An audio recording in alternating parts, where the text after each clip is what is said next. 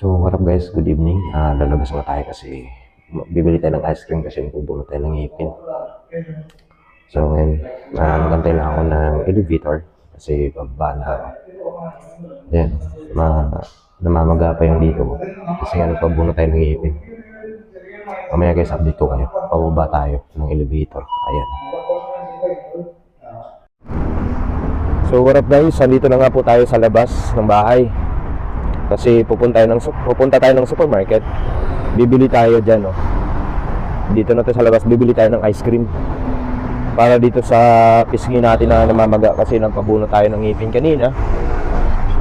So, nandito na tayo sa labas. Ayan, naglalakad na po tayo para bibili tayo ng ice cream. Kasi dugo ng dugo yung ngipin ko. Time check nga pala guys, 8:01 sa gabi. 8:01 sa gabi na. Pako diri sa gawas ron. Anawan ninyo yung akong ngipon, akong pisngi. Namaga, di ba? Kanong diri maga na siya. Kaya nagpabunot ko ganina. Ganina lang, presko pa kayang kuha na ni bunot. So karon na ako diri sa gawas.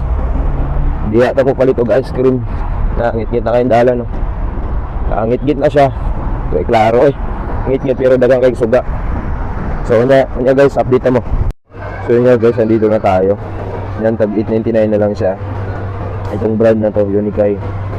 So ito na lang kunin natin para sa ngipin natin. Okay. Yan siya,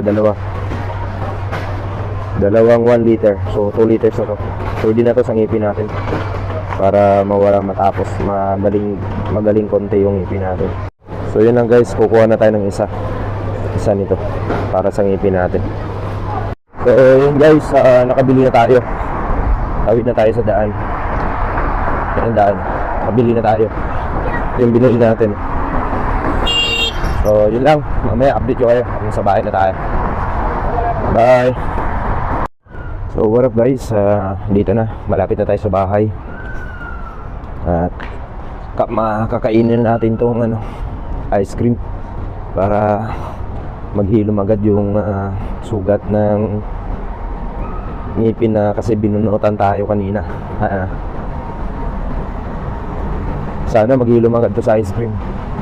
Then mamaya inuman na lang natin ng malamig din na tubig para mabilis gagaling. So yun guys, aakyat na tayo sa building. Dito na tayo sa bahay. Yan guys, nandito na tayo sa elevator. Nasa siya, 9th floor. Tara.